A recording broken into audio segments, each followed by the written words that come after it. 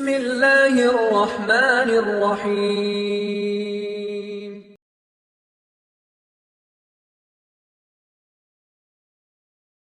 சூரா யூசுஃபை பொறுத்தவரை யார் கவலையோடு தன் வாழ்வில் இருக்கக்கூடிய பிரச்சனைகளுக்கு விடை தேடி இந்த சூராவை திறந்து படிக்கிறாரோ இன்ஷா அல்லாஹ் அல்லாஹுடைய அருளால் இந்த சூராவுடைய முடிவில் அவருடைய வாழ்வின் கவலை நீங்கும், அவருடைய பிரச்சனைகளுக்கு விடையை அவர் தெரிந்து கொள்வார்.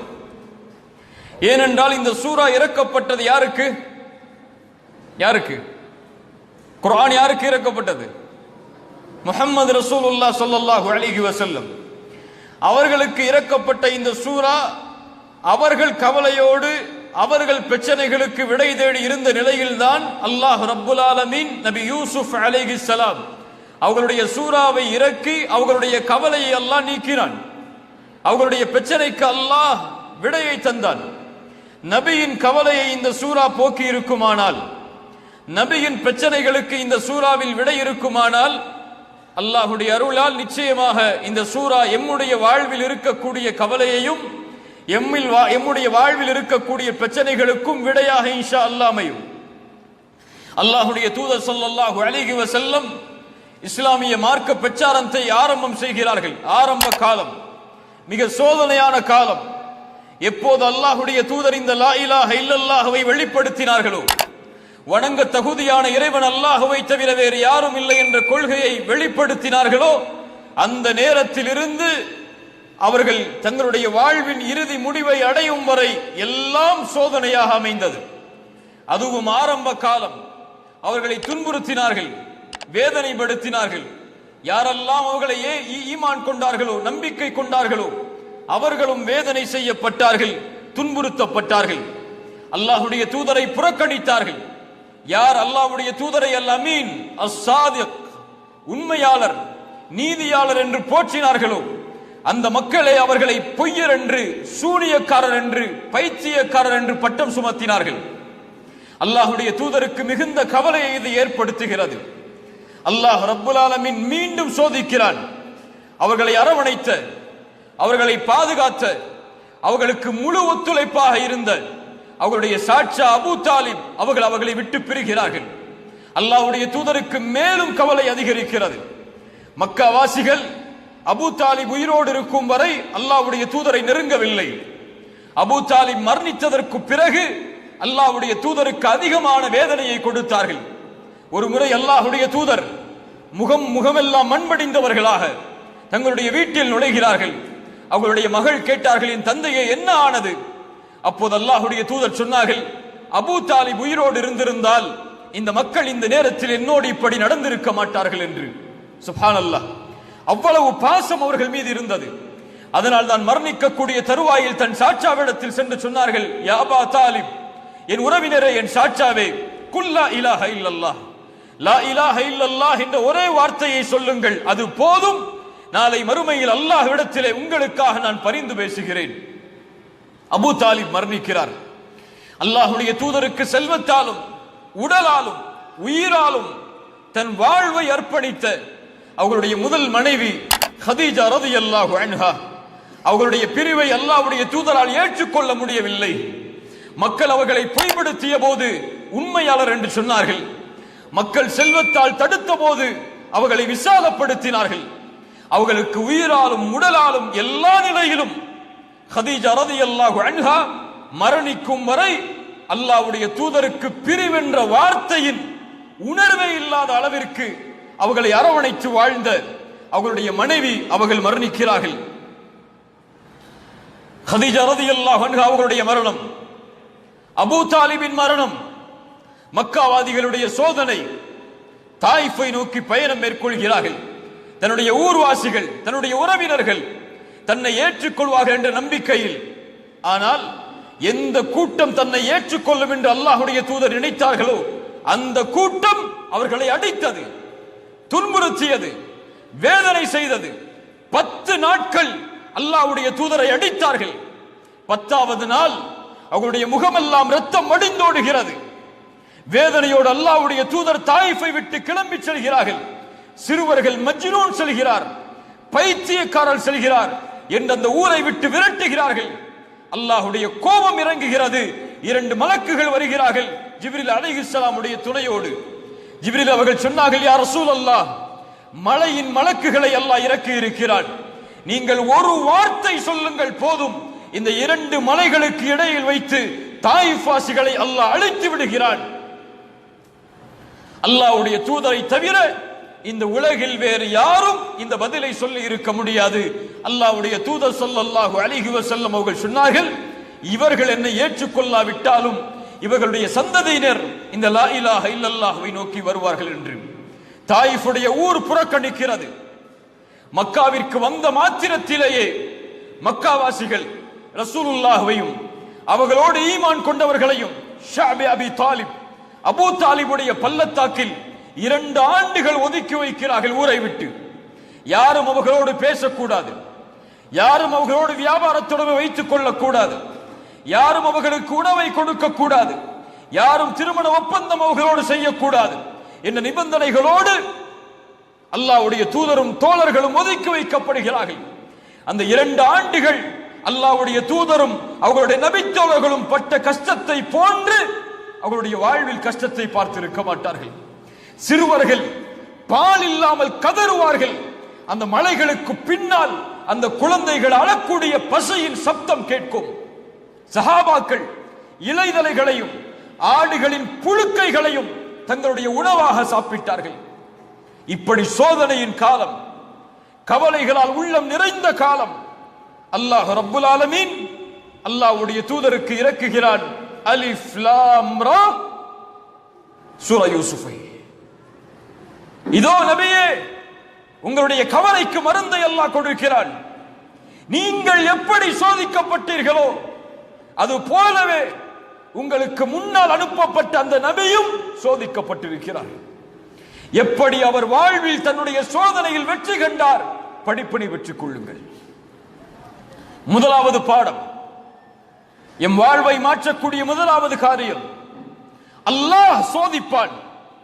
இதை உணர்ந்தே ஆக வேண்டும்.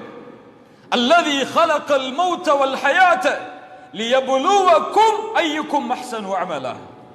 அல்லாஹ் வாழ்வையும் மரணத்தையும் படைத்ததன் நோக்கமே உங்களை சோதிப்பதற்காகத்தான்.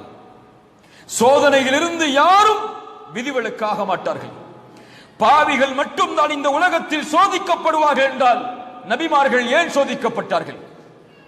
அல்லாஹ்வுடைய தூதர் சொன்னார்கள், இந்த பூமியிலேயே அதிகமாக சோதிக்கப்பட்டவர்கள் நபிமார்கள் தான் என்று. அல்லாஹ் சோதிப்பான். சோதனைக்காகத்தான் இந்த உலகம். சோதனைகள் 2 உண்டு. ஒன்று அல்லாஹ் கொடுத்து சோதிப்பான், இன்னொன்று அல்லாஹ் எடுத்து சோதிப்பான். அல்லாஹ்வுடைய விதியை பொறுத்தவரை கொடுப்பதும் சோதனைதான், எடுப்பதும் சோதனைதான். சொல்லுங்கள், அல்லாஹ்வுடைய விதியை பொறுத்தவரை கொடுப்பதும் சோதனைதான், எடுப்பதும் சோதனைதான். ஆழமாக உள்ளத்தில் பதிய வைக்க வேண்டும். அல்லாஹ் கொடுக்கின்ற செல்வம் சோதனை, அல்லாஹ் கொடுக்கின்ற ஏழ்மை அதுவும் சோதனை, அல்லாஹ் கொடுக்கின்ற கண்ணியம் அதுவும் சோதனை, அல்லாஹ் கொடுக்கின்ற இழிவு அதுவும் சோதனை, அல்லாஹ் கொடுக்கின்ற சுகம் அதுவும் சோதனை, அல்லாஹ் கொடுக்கின்ற நோய் அதுவும் சோதனை.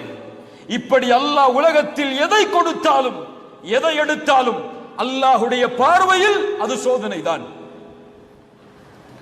வம்மல் இன்சானு இதா மப்தலாஹு ஃபஅக்ரமஹு வநஅமஹு ஃபயகூலு ரப்பி அக்ரமன். அல்லாஹ் சொல்கிறான், இந்த மனிதனை அல்லாஹ் சோதித்தால் எதை கொண்டு? கண்ணியத்தை கொண்டு, அருள்கொடைகளை கொண்டு. இந்த மனிதன் சொல்கிறான், ஃபயகூலு ரப்பி அக்ரமன், என் இறைவன் என்னை கண்ணியப்படுத்தி விட்டான் என்று. அதே நேரத்தில் அல்லாஹ் அதே மனிதனை சோதித்தால் ஃபகதர அலைஹி ரிஸ்கஹு, அவனுக்கு கொடுக்கப்பட்ட வாழ்வாதாரத்தை குறைத்து அவன் சொல்கிறான், ஃபயகூலு ரப்பி அஹானன், என் இறைவன் என்னை இழிவுபடுத்தி விட்டான் என்று. சுப்ஹானல்லாஹ். மனிதன் கேட்பதில்லை ஏன் சோதிக்கிறான் என்று. எப்போது? செல்வம் கிடைக்கும் போதோ, கண்ணியம் கிடைக்கும் போதோ, பதவி கிடைக்கும் போதோ, அல்லாஹ் அருட்கொடைகளை கொடுக்கும் போதோ அவன் கேட்க மாட்டான், ஏன் அல்லாஹ் எனக்கு இதை கொடுக்கிறான் என்று. கேட்பானா? கேட்பானா? எப்போது கேட்பான்? காசு குறைந்து விட்டால், சம்பளம் குறைந்து விட்டால், மருத்துவமனையில் அனுமதிக்கப்பட்டு விட்டால், உறவினர் யாராவது மரணித்து விட்டால் அவன் கேட்பான், ஏன் அல்லாஹ் எனக்கு மட்டும் இதை செய்கிறான் என்று. மனிதா, உனக்கு அல்லாஹ் கொடுத்தானே அதுவும் அது போல்தான், அல்லாஹ் எடுத்தானே அதுவும் அது போல்தான். இந்த இரண்டு நிலையிலும் நீ எப்படி நடக்கிறாய் என்பதை அல்லாஹ் பார்க்க விரும்புகிறான். கொடுக்கும் போது அல்லாஹ்விற்கு நன்றி செலுத்துகிறாயா, எடுக்கும் போதும் அல்லாஹ்விற்கு நன்றி செலுத்துகிறாயா என்று அல்லாஹ் பார்க்க விரும்புகிறான். நபி யூசுப் அலைஹிஸ்ஸலாம் அவர்களுடைய வாழ்வை கவனியுங்கள். எல்லாம் கொடுக்கப்பட்டது நபி யூசுஃபுக்கு. ஆரம்ப காலத்தில் யார் அவர்கள்? நபியுடைய மகன், நபியுடைய மகன், நபியுடைய மகன் இப்ராஹிம் அலைஹிஸ்ஸலாம். அவர்களுடைய மகன் யார்? இஸ்ஹாக். அவர்களுடைய மகன் யார்? யாக்கூப். யாக்கூபுடைய மகன் யார்? யூசுப். சுப்ஹானல்லாஹ். அல் கரீம் இப்னு கரீம் இப்னு கரீம் இப்னு அல் கரீம். அல்லாஹ்வுடைய தூதர் சொல்வார்கள், கண்ணியமானவரின் மகன் கண்ணியமானவர், கண்ணியமானவரின் மகன் கண்ணியமானவர், கண்ணியமானவரின் மகன் நபி யூசுப் என்று சொல்வார்கள். நபிமார்களின் வம்சத்தில் பிறக்கிறார். ஒரு நபியின் குழந்தையாக எவ்வளவு பெரிய அருட்கொடை. 11 சகோதரர்கள் தனக்கு. தந்தையின் நேசம் தன் மீது, அழகான குணத்தோடு, அழகோடு. என்ன அழகு! ரசூலுல்லாஹி ஸல்லல்லாஹு அலைஹி வஸல்லம் சொன்னார்கள், மிஅராஜுடைய பயணத்தில் நபி யூசுஃபை நான் பார்த்தேன். அல்லாஹ் அவன் படைத்த அழகில் பாதியை நபி யூசுஃபுக்கு கொடுத்திருந்தான். அவ்வளவு அழகு. அந்த அழகை அல்லாஹ் கொடுத்தான். குடும்பத்தை கொடுத்தான், கண்ணியத்தை கொடுத்தான். கொடுத்ததை அல்லாஹ் கொஞ்சம் கொஞ்சமாக அவர்களிடமிருந்து நீக்குகிறான். எந்த குடும்ப உறவு, எந்த நபியின் மகன் என்பது அவர்களுக்கு அல்லாஹ் கொடுத்த அருட்கொடையோ அந்த தந்தையை விட்டு அல்லாஹ் பிரித்தான் நபி யூசுஃபை. சகோதரர்களுடைய நேசத்திற்கு ஏங்கினார்கள், பிரித்தான் அல்லாஹ். கிணற்றில் தூக்கி வீசப்பட்டார்கள். ஒரு நபி கிணற்றில். கிணற்றில் வரக்கூடிய வழிப்போக்கர்கள், வியாபாரிகள் இவர்களை சந்தையில் விற்போம் என்று சகோதரர்களிடத்திலே விலை பேசி ஒரு அற்ப கிரயத்திற்கு, மதிப்பில்லாத காசிற்கு நபி யூசுப் சகோதரர்களாலே விற்கப்படுகிறார். அவர்களுடைய கண்களுக்கு முன்னால். ஒரு குழந்தை எப்படி ஏற்றுக்கொள்ளும்? மிஸ்ருக்கு அழைத்து செல்லப்பட்டு சந்தையில் ஒரு நபி அடிமையாக விற்கப்படுகிறார். இந்த அடிமையை விலைக்கு வாங்குபவர் யார் என்று அல்லாஹ் ரப்புல் ஆலமீன் ஒரு அரசவையில் மந்திரியாக இருக்கக்கூடியவருக்கு வாய்ப்பை கொடுக்கிறார் நபி யூசுஃபை வளர்ப்பதற்கு. மனைவியிடத்திலே கொண்டு சென்று சொன்னார்கள், இவரை கண்ணியப்படுத்துவோம், எமக்கு வேலையாளாக பயன்படுத்துவோம், எம்முடைய மகனாக கூடியவர்களை வளர்ப்போம் என்று தன்னுடைய மனைவிக்கு அறிமுகப்படுத்தி யூசுஃபை தன்னுடைய வீட்டில் சேர்த்தார்கள். எந்த வீட்டில் நபி யூசுப் சேர்க்கப்பட்டாரோ அந்த வீட்டிலேயே, அந்த பெண்ணாலேயே அல்லாஹ் சோதித்தான். தவறான இச்சைக்காக அழைக்கப்பட்டார். நீண்ட நெடிய சம்பவம். அதற்கு பிறகு சில நாட்களுக்கு பிறகு மீண்டும் சம்மதிக்காததால் சிறையில் நபியை அல்லாஹ் தள்ளினான். ஒரு சிறைச்சாலையில் ஒரு நபி பல ஆண்டுகள் உதவி கேட்டும் மறுக்கப்பட்டது. அதற்கு பிறகு அல்லாஹ் ரப்புல் ஆலமீன் பல வழிகளில் நபி யூசுஃபை சோதித்தான். மீண்டும் அல்லாஹ் கண்ணியத்தை கொடுத்தான். இழந்ததை மீண்டும் கொடுத்தான். அந்த அரசவையிலேயே ஒரு அமைச்சராக ஆகக்கூடிய வாய்ப்பு. எந்த சகோதரர்கள் விரட்டினார்களோ அந்த சகோதரர்களை உதவிக்காக கையேந்தி அவர்களுக்கு முன்னால் நிற்கும்படி அல்லாஹ். இப்படி எல்லா சோதனைகளையும் அல்லாஹ் நபி யூசுஃபுக்கு கொடுத்தான். இந்த எந்த சோதனையிலும் நபி யூசுப் அலைஹிஸ்ஸலாம் ஏன் அல்லாஹ் எனக்கு இதை செய்கிறான் என்று கேட்கவில்லை. ஏன்? இது அல்லாஹ் படைத்த உலகம். இது அவனுடைய விதியின்படி இயங்கக்கூடிய உலகம். இதில் எதை அவன் நாடுகிறானோ அதை செய்வான், எதை அவன் நாடவில்லையோ அதை செய்ய மாட்டான். அதில் ஏன் என்று கேட்கக்கூடிய உரிமை இந்த உலகத்தில் படைக்கப்பட்ட எந்த படைப்பிற்கும் கிடையாது. அதே வாழ்க்கை நபியை ஒப்பிடுங்கள். முஹம்மது ரசூலுல்லாஹ் ஸல்லல்லாஹு அலைஹி வஸல்லம் கண்ணியத்தோடு வாழ்ந்தவர்கள் மக்காவுடைய வீதிகளில். 40 ஆண்டுகளுக்கு பிறகு நபித்துவத்தை வெளிப்படுத்தியவுடன் சோதனை ஆரம்பிக்கிறது. பெற்ற கண்ணியம் இழக்கப்படுகிறது. சேர்த்து வாழ்ந்த உறவுகள் வெறுக்கிறார்கள், ஊரை விட்டு ஒதுக்கி வைக்கிறார்கள். பசியால் வறுமையால் நபி வாடுகிறார்கள். அபூ தாலிபின் மரணம், ஹதீஜா ரலியல்லாஹு அன்ஹா அவர்களுடைய மரணம், அதைவிட மேல் அல்லாஹ்வுடைய தூதருக்கு 7 குழந்தைகள். 7 குழந்தைகள். அந்த 7 குழந்தைகளில் அல்லாஹ்வுடைய தூதர் உயிரோடு வாழும் போதே 6 குழந்தைகளும் மரணம். 6 குழந்தையையும் ரசூலுல்லாஹ் கபூரில் இறங்கி தன்னுடைய கரத்தால் அடக்கம் செய்திருக்கிறார்கள். எவ்வளவு பெரிய சோதனை இது! ஒரு குழந்தையின் இழப்பை இழந்த பெற்றோரிடத்தில் சென்று கேட்டு பாருங்கள், துடித்து விடுவார்கள். இவ்வளவு சோதனை. தன்னை ஏற்றுக்கொண்ட எல்லோரும் கொடுமைப்படுத்தப்படுகிறார்கள், விரட்டப்படுகிறார்கள். சுப்ஹானல்லாஹ். சொந்த ஊரை விட்டு இன்னொரு ஊர், 10 ஆண்டுகள் போர்க்களம், எல்லாவற்றையும் இழந்து நபித்தோழர்கள் 23 ஆண்டுகளுக்கு பிறகு இழந்த கண்ணியத்தை, இழந்த வெற்றியை அல்லாஹ் மீண்டும் கொடுக்கிறார். எதை கொடுக்கிறது இந்த பாடம்? எதை கொடுக்கிறது இந்த பாடம்?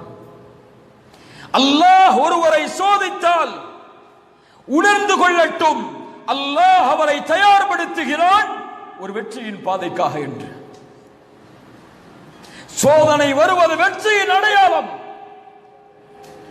சோதிக்கப்படும் சமூகம் நன்மையில் நிலைத்திருந்தால் அதனுடைய கூலி இறுதியில் வெற்றி. அது பலருக்கு புரிவதில்லை. உலகில் ஏன் முஸ்லிம்கள் சோதிக்கப்படுகிறார்கள்? ஏன் உலக நாடுகளில் முஸ்லிம்கள் சிறுமைப்படுத்தப்படுகிறார்கள்? ஏன் கொல்லப்படுகிறார்கள் என்ற கேள்விகளுக்கெல்லாம் விடையை நீங்கள் தெரிய வேண்டும் என்றால் இதுவெல்லாம் வெற்றியின் பாதை. வெற்றியை நோக்கி இந்த சமூகம் செல்கிறது என்பதற்கு அடையாளம் ஹுதைபியா உடன்படிக்கையை நீங்கள் அறிந்திருக்கலாம். அத்துணை ஆண்டுகளுடைய போராட்டத்திற்கு பிறகு நபியும் 4000 தோழர்களும் உம்ராவிற்காக தான் பிறந்து வளர்ந்த அல்லாஹ்வுடைய ஊரை நோக்கி செல்கிறார்கள். தடுக்கப்படுகிறார்கள். அல்லாஹ்வுடைய இறை இல்லத்தை தரிசிப்பதற்கு ஒரு நபி தடுக்கப்படுகிறார். தடுப்பான் அல்லாஹ், ஏற்றுக்கொண்டுதான் ஆக வேண்டும். அப்போது உடன்படிக்கை தயாராகிறது. மக்காவாசிகளுக்கும் அல்லாஹ்வுடைய தூதருக்கும் எழுதப்படுகிறது. உடன்படிக்கையில் முஹம்மது ரசூலுல்லாஹ்விற்கும் மக்கா குறைஷிகளுக்கும் எழுதப்படும் உடன்படிக்கை என்று அவர் சொன்னார். மக்காவாசிகளிடம் இருந்து வந்தவர் ரசூலுல்லாஹ் என்று நாங்கள் ஏற்றுக்கொண்டால் ஏன் பிரச்சனை? முஹம்மதை ரசூலுல்லாஹ் என்று நாங்கள் அங்கீகரிக்கவில்லை. இதை அழித்துவிட்டு முஹம்மது இப்னு அப்துல்லா என்று எழுதுங்கள். அப்துல்லாவின் மகன் முஹம்மது, அதுதான் எங்களுக்கு தேவை. அலி அவர்களை பார்த்து ரசூலுல்லாஹ் சொன்னார்கள், அலியை அதை அழித்துவிட்டு எழுது. அலி சொன்னார்கள், ஒருபோதும் ரசூலுல்லாஹ்வை நாங்கள் அழிக்க மாட்டோம் என்று. ரசூலுல்லாஹ் கேட்டார்கள், எங்கே இருக்கிறது அந்த வார்த்தை? கை காட்டப்பட்டது. அதை அல்லாஹ்வுடைய தூதர் தன்னுடைய கரத்தால் அளித்தார்கள். அதற்கு பிறகு எழுதப்பட்டது முஹம்மது இப்னு அப்துல்லா அவர்களிடமிருந்து குறைஷிகளுக்கு எழுதப்படும் உடன்படிக்கை என்று. இந்த ஆண்டு இங்கே நுழையக்கூடாது, அடுத்த ஆண்டு நுழைவதற்கு வாய்ப்பு, அதுவும் சில நாட்கள் தான். இனிமேல் மக்காவில் இருந்து இஸ்லாமை ஏற்று வந்தால் அவர் திரும்ப அனுப்பப்பட வேண்டும். எங்களை நோக்கி ஒருவர் வந்தால் திருப்பி அனுப்பப்பட மாட்டார். எல்லாம் நடக்கிறது. உடன்படிக்கை முடிந்தவர்கள் எடுத்துச் செல்லும் போது உமர் அவர்கள் அல்லாஹ்வுடைய தூதருடைய சட்டையை பிடித்து கேட்டார்கள், யா ரசூலல்லாஹ், சத்தியத்தில் இல்லையா? ஏன் காஃபிர்களுக்கு விட்டு கொடுத்து போக வேண்டும்? இதோ வாழ், போராடுவோம். ரசூலுல்லாஹ் சொன்னார்கள், முடியாது என்னால், முடியாது என்னால். எல்லா நபித்தோழர்களும் நபியின் கட்டளையை ஏற்பதற்கு தாமதமாகிறது. ரசூலுல்லாஹ் சொன்னார்கள் அல்லாஹ்வை பார்த்து, யா அல்லாஹ், இவர்கள் எல்லோரும் என் மீது கோபித்தாலும் நீ என் மீது கோபத்தோடு இல்லை என்றால் அதை பற்றி எந்த கவலையும் எனக்கு இல்லை. சுப்ஹானல்லாஹ். உமர் அவர்கள் திரும்ப செல்லும் போது அல்லாஹ் வசனத்தை இறக்குகிறான். மக்கா மதீனாவை நோக்கி அந்த மக்காவுடைய அந்த சோதனைக்கு பிறகு இன்னா ஃபதஹ்னா லக ஃபத்ஹம் முபீனா, அல்லாஹ் தெளிவான வெற்றியை நபியே உங்களுக்கு அளிப்பான். ஹுதைபியா உடன்படிக்கையில் தாழ்வோடு திரும்பிச் செல்கிறார்கள். அல்லாஹ் வெற்றியின் வசனத்தை இறக்குகிறான். உமர் அவர்கள் ஓடி வந்து கேட்டார்கள், ஃபத்ஹுன் ஹுவ, அல்லாஹ்வுடைய தூதரை நடந்த உடன்படிக்கை வெற்றியா? ஆம். இந்த சோதனைக்கு அல்லாஹ் கொடுக்கக்கூடிய பரிசு அடுத்த ஆண்டு நுழைவோம் மக்காவை சொந்தமாக்குவதற்கு. உம்ராவிற்காக செல்கிறீர்களே, இது போதாது நபியே, இன்னும் சோதனை இருக்கிறது, அதை ஏற்றுக்கொள்ளுங்கள். அல்லாஹ் இந்த 2 ஹரமுடைய ஹலீஃபாவாக உங்களை மாற்றுவான். இதைத்தான் நபி யூசுஃபின் வரலாறும் எமக்கு பாடத்தை கொடுக்கிறது. இன்றே வெற்றி பெற வேண்டும், இன்றே சோதனை நீங்க வேண்டும், இன்றே பிரச்சனை நீங்க வேண்டும் என்று ஒருவன் நினைத்தால் நடக்காது. நபி நூஹ் தன்னோடு சில நபர்களை சேர்ப்பதற்கு, ஈமானை ஏற்றுக்கொண்டவர்களாக ஆக்குவதற்கு அவர்களுக்கு தேவைப்பட்ட ஆண்டு 950 ஆண்டு காலம். நபி மூசா ஃபிரௌனுடைய சோதனையிலிருந்து தப்பிப்பதற்கு அவர்கள் எடுத்துக்கொண்ட முயற்சி, அந்த முயற்சியின் வெற்றி அவர்களுடைய மரணம் வரை நீடித்தது. இப்ராஹிம் சோதிக்கவில்லையா அல்லாஹ்வுடைய நண்பரை? அல்லாஹ் நெருப்பு குண்டத்தில் வீச வைத்து சோதித்தான்.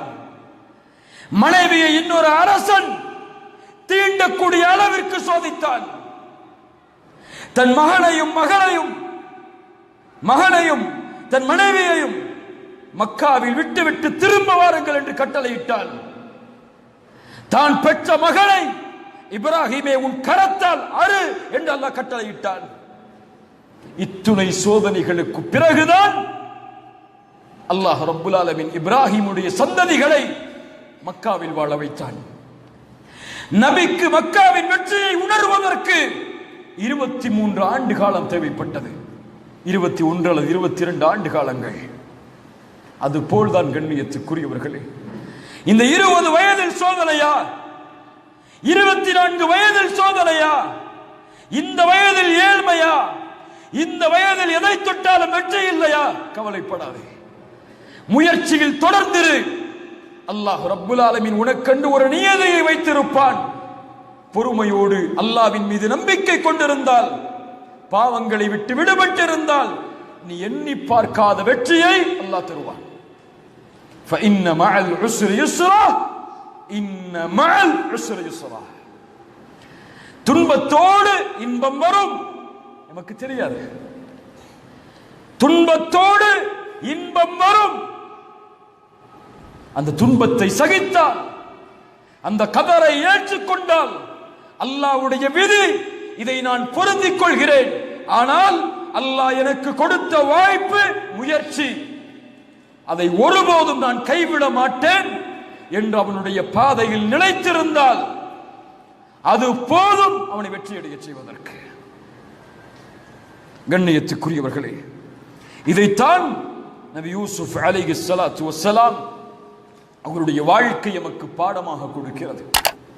எந்த இன்பம் வந்தாலும், எந்த துன்பம் வந்தாலும் அதை ஏற்றுக்கொண்டு பொறுமையோடு சகித்திருந்து முயற்சியை மட்டும் தொடர்ச்சியாக வைத்துக் கொண்டே இருந்தால் அதுதான் வெற்றியை அடைவதுடைய பாதையை தவிர தோல்விதான் வருகிறது. இனிமேல் நான் முன்னேறி என்ன செய்ய போகிறேன், எனக்கென்று அல்லாஹ் எதை கொடுத்தான், இனிமேல் எதை கொடுக்க போகிறான் என்று நம்பிக்கை இழந்து வாழ்பவர்களுக்கு இந்த பாடம் பொருந்தாது.